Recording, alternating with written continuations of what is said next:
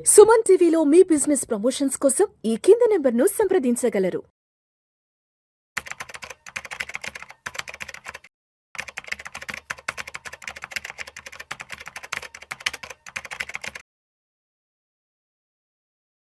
Suman TV ప్రేక్షకులకు స్వాగతం. నేను doctor Anil Kumar Bachchu, certified financial ప్లానర్‌ని.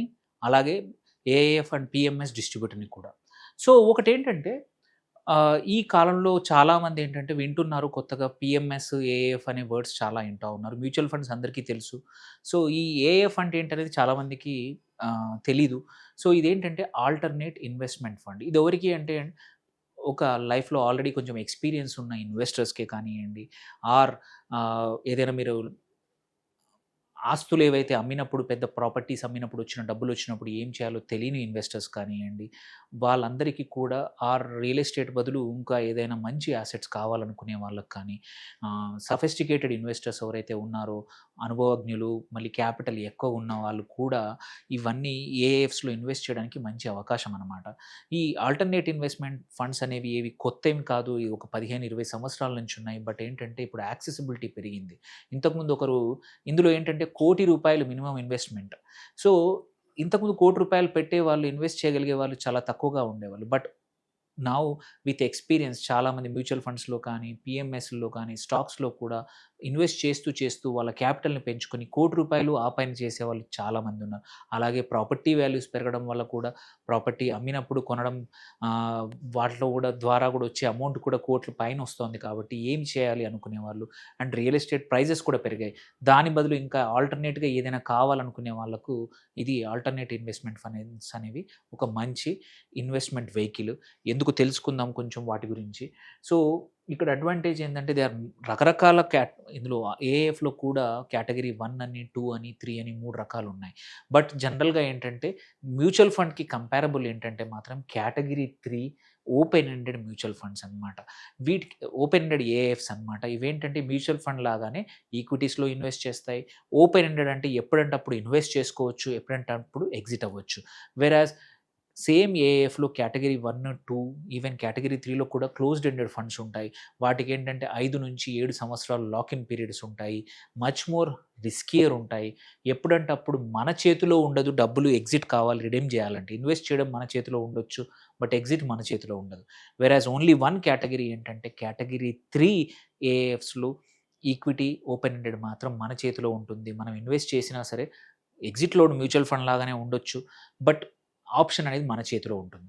So, ఇక్కడ చూసుకుంటే అవేం తక్కువేం కాదు. ఏఎఫ్స్ కూడా నియర్లీ 13,500,000 కోట్లు ఏయుఎం ఉంది. మ్యూచువల్ ఫండ్స్ 85,00,000 ఉంది. ఇదేమి తక్కువ లేదు. 1/6 ఆఫ్ ఇట్. అట్లాగే చూసుకుంటే లాస్ట్ 5 ఇయర్స్‌లో ఇయర్ ఆన్ ఇయర్ పెరుగుతున్న యాసెట్ క్లాస్ 30% పెరుగుతా ఉంది ఏఎఫ్. రిటర్న్స్ కాదు. ఏఎఫ్ పెరుగుతా ఉంది. పాపులారిటీ పెరుగుతా ఉంది. ఇక్కడ నేను చెప్పినట్టు 1,00,00,000 అండ్ ఇంపార్టెంట్ సెబీ రిజిస్టర్డ్ ఇక్కడ కూడా. చాలామందికి భయం ఏంటంటే ఇదేదో 1,00,00,000 సరే, బట్ ఏఎఫ్ అంటే ఏదైనా వాళ్ళ ఇష్టం వచ్చినది ఇన్వెస్ట్ చేయొచ్చు అంటే కాదు. పక్కా సెబీ రిజిస్టర్డే. సెబీ అపాయింట్ చేసిన కస్టోడియన్ కానీ, రిజిస్ట్రార్ కంపల్సరీ ఉంటారు. దే ఎన్ష్యూర్ ఏం చేస్తారంటే మనం ఏవైతే మనం ఇన్వెస్ట్ చేసిన డబ్బులు, ఇన్వెస్టర్స్ ఇన్వెస్ట్ చేసిన డబ్బులు ప్రాపర్‌గా ఇన్వెస్ట్ అయ్యా లేదా? And at the same time ఆ స్టాక్స్‌ని హోల్డ్ చేసేవాళ్ళు కస్టోడియన్స్ అనమాట. దేర్ బై రిపోర్టింగ్ అనేది మల్టిపుల్ చోట్ల నుంచి ఎళ్తది కాబట్టి నీ డబ్బులు ఏమి కావు అనమాట. సెబీ మానిటర్ చేస్తుంది. అండ్ మనం చూసుకుంటే కేటగరీ 3 నియర్లీ 47% ఆఫ్ మొత్తం ఏయుఎం. అంటే ఇవే మోస్ట్ పాపులర్. ఎందుకంటే ఇన్వెస్టర్స్ కోరికైనా సరే ఎప్పుడంటే అప్పుడు ఇన్వెస్ట్ చేసుకోవడం, ఎగ్జిట్ చేసుకోవడం అనేది కూడా అవసరం కాబట్టి ఈ కేటగరీ 3 ఏఎఫ్స్ పాపులర్ అయ్యాయి. సో, ఫస్ట్ థింగ్ ఏంటంటే అవంటే ఏంటి? అవి ఎందుకు చూద్దాము. మనం చూసుకుంటే 3 కేటగరీస్‌ని చెప్పాను. కేటగరీ 1 వచ్చేసి యూజువల్లీ వెంచర్ క్యాపిటల్ ఏఎఫ్‌లు, ఇన్‌ఫ్రాస్ట్రక్చర్ ఏఎఫ్‌లు ఆర్ ఎస్ఎంఈ ఏఎఫ్‌లు అనమాట. ఇక్కడ యూజువల్లీ గవర్నమెంట్ సపోర్ట్ చేస్తుంది. ఇక్కడ కొన్నిట్లలో 25,00,000 మినిమమ్‌తో కూడా ఇన్వెస్ట్ చేయొచ్చనమాట. అండ్ ఇది లాంగ్ టర్మ్ స్టార్టప్స్‌కి వీటికి వెంచర్స్‌కి హెల్ప్ చేయడానికి ఆర్ కొన్ని సోషల్ సెక్టర్స్‌ని హెల్ప్ చేయడానికి ఈ కేటగరీ 1 ఏఎఫ్స్‌లుంటాయి. దెన్ కేటగరీ 2 వచ్చేసి ఇక్కడ ప్రైవేట్ ఈక్విటీ కానీ, రియల్ ఎస్టేట్ ఫండ్స్, డెట్ ఫండ్సే గానియండి, ఇవి ఇక్కడుంటాయి. ఇక్కడ యూజువల్లీ ఏందంటే ఎటువంటి లీవరేజ్ వాడడానికి ఉండదు. అంటే అడ్వాన్స్డ్ హెడ్జింగ్ స్ట్రాటజీస్ వాడడానికి ఉండదు.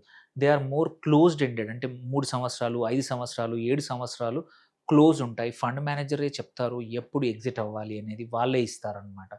సో ఇదేంటంటే more of a safety. Example debt category 2 ఉన్నాయి. మీకు 16, 17% కంపల్సరీ ఐఆర్ఆర్ ఇస్తామనే ఫండ్స్ ఉన్నాయి. అలాంటి వాళ్ళకి ఎవరైతే మల్టిపుల్ మేబీ హెచ్ఎన్ఐలో ఎవరికైతే 4, 5 కోట్లు ఉన్నప్పుడు ఒక 2 కోట్లు డెట్ పెట్టుకోవాలనుకుంటే category 2 AF probably good option. Then మనం డిస్కస్ చేస్తున్న అంశం ఏంటంటే కేటగిరీ 3 ఇవి hedge funds, long short funds, quant funds అనమాట. ఇవి ఒకటి కావాలనుకుంటే లీవరేజ్ చేసుకోవచ్చు. అంటే వాళ్ళ దగ్గర ఒక 100 కోట్ల ఏయుఎం ఉంటే కావాలంటే ఇంకో 10 కోట్ల అప్పు తెచ్చైనా మంచి అవకాశం ఉంటే ఇన్వెస్ట్ చేసుకునే అవకాశం ఉంది. అట్లాగే డెరివేటివ్స్ వాడుకోవచ్చు. అంటే షార్ట్స్ అంటే మార్కెట్స్ పడ్డా గానీ, పెరిగినా గానీ వాళ్ళు డబ్బులు సంపాదించడానికి అడ్వాన్స్ హెడ్జింగ్ స్ట్రాటజీస్ కూడా వాడుకోవచ్చు. And returns are purely purpose ఇక్కడ. అండ్ ఇది యూజువల్లీ ఓపెన్ ఎండెడ్ కూడా ఉన్నాయి ఇందులో. దెన్ వై కేటగిరీ 3 ఎందుకు ఇవి 3 రకాలు ఉన్నాయి. ఇది ఎందుకంటే ఫస్ట్ థింగ్ రిటర్న్స్ ఫోకస్డ్ ఇక్కడ. ఇక్కడ మనకు మాక్సిమం రిటర్న్స్ ఎట్లా క్రియేట్ చేయాలి. ఈవెన్ మార్కెట్స్ పెరుగుతున్నప్పుడు కూడా, మార్కెట్స్ పడిపోతున్నప్పుడు కూడా ఫండ్ మేనేజర్ యొక్క అవకాశం అంటే అవసరము పర్పస్ ఓన్లీ హెడ్జింగ్, డెరివేటివ్స్ వాడుకొని at the same time long only investment వాడుకొని రిటర్న్స్ చేస్తారు. And open ended like mutual funds ఆ ఫ్లెక్సిబిలిటీ మంత్లీ, క్వార్టర్లీ మనం నెలకు 1, 2 సార్లు ఆప్షన్ ఇస్తారు మనం ఎగ్జిట్ అవ్వడానికి. కొన్ని కేసుల్లో ఇందులో వీటిలో 3 ఇయర్స్, 7 ఇయర్స్ లాక్ ఇన్ అనేది ఉండదు. దెన్ అవసరం ఉంటే లీవరేజ్ కూడా తీసుకుంటారు fund manager. Up to 2x వరకు ఎన్ఏవి వరకు పర్మిషన్ ఉంది. సెబీ పర్మిషన్ ఇస్తుంది. బట్ అందరూ తీసుకోవాల్సిన అవసరం లేదు. కొన్ని స్పెషల్ కేసుల్లో ఫండ్ మేనేజర్ వాళ్ళే తీసుకుంటారు. దెన్ సఫిస్టికేటెడ్ స్ట్రాటజీస్ మామూలుగా మ్యూచువల్ ఫండ్స్‌లో కానీ, వేరే వాటిల్లో వాడని ఇక్కడ అవకాశం ఉంది. మీరు లాంగ్ షార్ట్ ఈక్విటీ ఇప్పుడు కొత్తగా ఎస్ఐఎఫ్‌లో వచ్చింది. బట్ ఎప్పటినుంచో ఏఎఫ్‌లో ఉంది. క్వాంట్ మోడల్స్ ఏవైతే చాలా రకరకాల మోడల్స్ టెస్ట్ చేయొచ్చు. ఆర్బిట్రాజ్ ఆపర్చునిటీస్, ఆప్షన్స్ వాడుకోవచ్చు. ప్రొటెక్షన్ చేసుకోవడానికి కానీ, ఫ్రెష్ రిటర్న్స్ జనరేట్ చేసుకోవడానికి కూడా ఆప్షన్స్ వాడుకోవడానికి ఏఎఫ్‌లో అవకాశం ఉంది. సో ఈ స్ట్రాటజీస్ అనేవి వేరే ఇన్వెస్ట్‌మెంట్ ఆప్షన్స్ లేవు. వేరే వెహికల్స్‌లో లేవన్నమాట. సో ఎవరికైతే మంచి రిటర్న్స్ కావాలి, ప్యూర్ ఫోకస్ ఆన్ రిటర్న్స్ అంటే ఏఎఫ్స్ ఒక మంచి ఆప్షన్. సో ఇక్కడ మనం చూసుకుంటే ఏఎఫ్స్‌లో ఏంటి మినిమమ్ ఇన్వెస్ట్‌మెంట్ వచ్చేసి 1 crore. కేటగిరీ 3కి minimum 1 crore. Okay. So then coming to liquidity. ఇక్కడ ఏంటంటే మ్యూచువల్ ఫండ్‌లో డైలీ లిక్విడిటీ ఉంటుంది. ఇక్కడ మంత్లీ ఉంటుంది మోస్ట్ ఆఫ్ ద కేటగిరీ 3 అనమాట.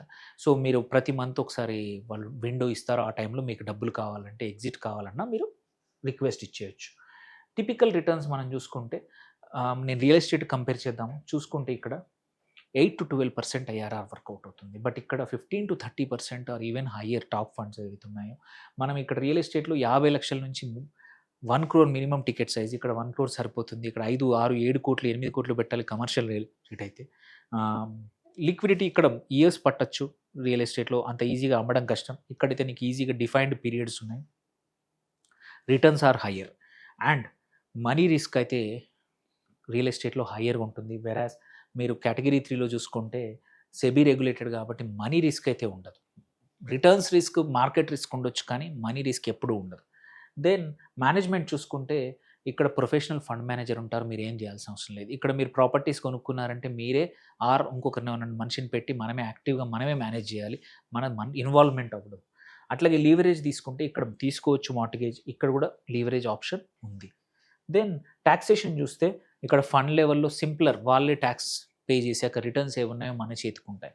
ఇక్కడ long term capital gain, short term capital gain, ఆ రెంటల్ మీద రిటర్న్స్, టాక్సేషన్ అనేది పక్కా ఉంటుంది. సో మనం చూసుకుంటే లాంగ్ టర్మ్ మాత్రం 20-25% సిఏజీఆర్ మనం ఇక్కడ నుంచి ఎక్స్పెక్ట్ చేయొచ్చు. వెరాజ్ రియల్ ఎస్టేట్ ఏంటంటే అంత పర్ఫార్మెన్స్ అంత వస్తుందనే అవకాశం లేదు. అండ్ లిక్విడిటీ అనేది మేజర్ ఇష్యూ అనమాట. So on the whole real ఎస్టేట్‌లో 2-3 కోట్లు పెట్టి ఎక్కడో కొనే కన్నా ఒక 2 ఏఎఫ్స్‌లో స్ప్లిట్ చేసుకుంటే ఏంటంటే రెగ్యులర్ రిటర్న్స్ వస్తాయి. మీకు ఎటువంటి రిస్క్ ఉండదు. కబ్జా లాంటి ఇష్యూస్ కానీ ఎటువంటి ఇష్యూస్ లేకుండా రిటర్న్స్ పొందొచ్చు అనమాట. సో మామూలుగా మరి మార్కెట్ రిటర్న్స్ ఇంతెందుకు వస్తాయి అనే క్వెషన్ అందరూ అడిగేదనమాట.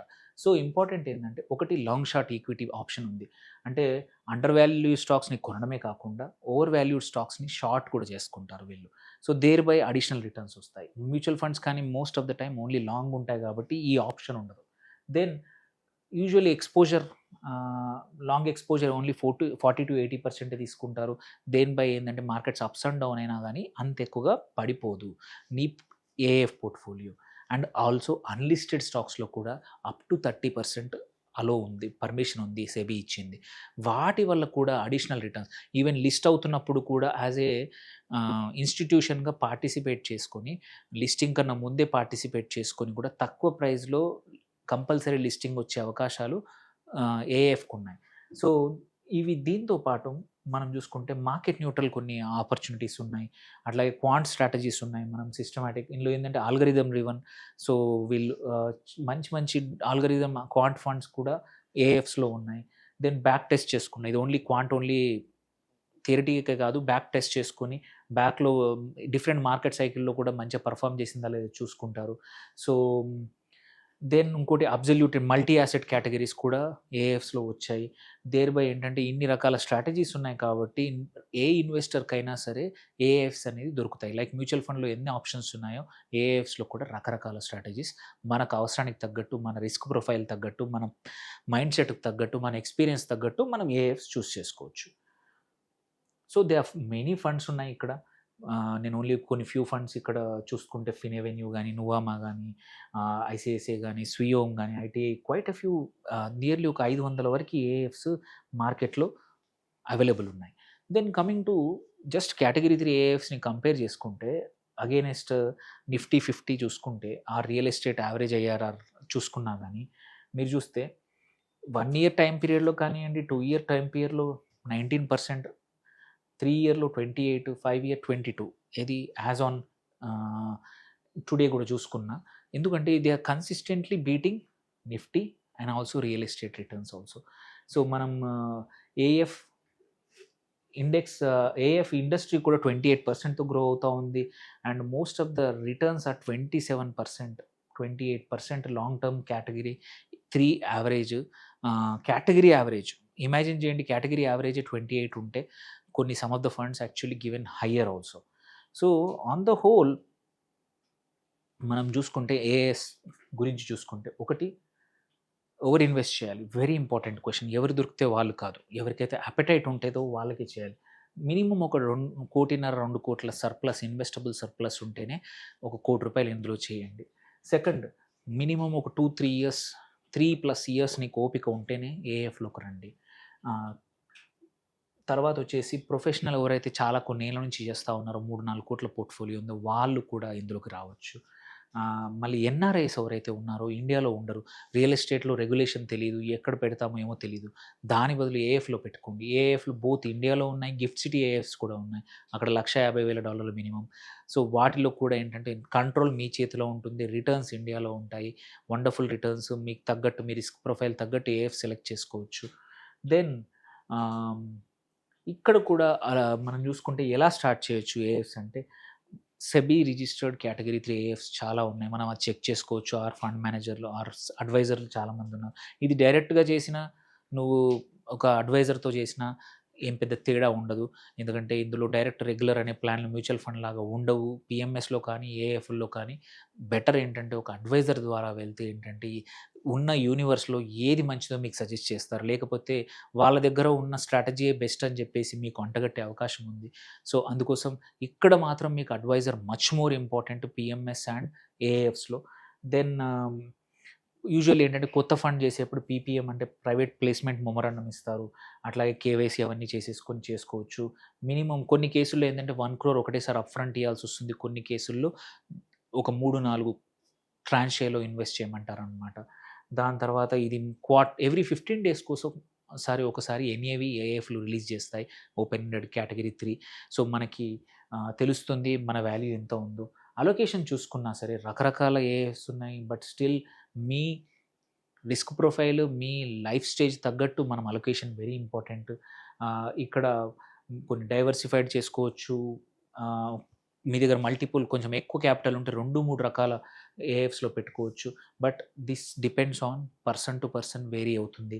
అండ్ కొన్ని ఇంపార్టెంట్ ఇవన్నీ బాగానే చెప్పాను. మరి రిస్క్స్ ఏంటి అనేది మాత్రం చాలా important. Market risks are high. But long short కానీ కొన్ని స్ట్రాటజీస్‌లో యాక్చువల్లీ మార్కెట్ రిస్క్‌ని తక్కువ చేసి పుట్ ఆప్షన్స్ లాంటి డెరివేటివ్స్ కొంటారు కాబట్టి ఏఎఫ్స్ యాక్చువల్లీ డౌన్ టైమ్ అయినప్పుడు ఇంకా బెటర్ పెర్ఫార్మ్ చేస్తాయి. లీవరేజ్ అనేది కొన్నిసార్లు లాభాలు రావచ్చు, నష్టాలు రావచ్చు. మీరు చేసే ఏఎఫ్ ఏదైతే ఉందో ఇన్వెస్ట్ చేసేది లీవరేజ్ తీసుకుంటుందా లేదా అడిగి మరీ తెలుసుకోండి. దెన్ కొన్ని కేసుల్లో ఏందంటే ఇక్కడ మేనేజ్మెంట్ ఫీ ఉంటుంది 1.5-2%. బట్ ఇది ఎక్కువ అనిపించొచ్చు.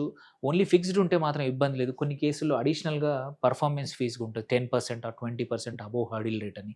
ఇది కూడా తెలుసుకోవాల్సిన అంశము. ఇది తెలుసుకున్నాకనే మీరు ఇన్వెస్ట్ చేయండి. లాస్ట్ లిక్విడిటీ రిస్క్ అంటే 15 రోజులు 1 మంత్ అయితే వెయిట్ చేయాల్సొస్తుంది. సో, అన్‌లైక్ మ్యూచువల్ ఫండ్‌లో నెక్స్ట్ 2 డేస్‌లో వస్తాయి. ఇక్కడ మాత్రం 15 డేస్ టు 1 మంత్స్ పట్టొచ్చు.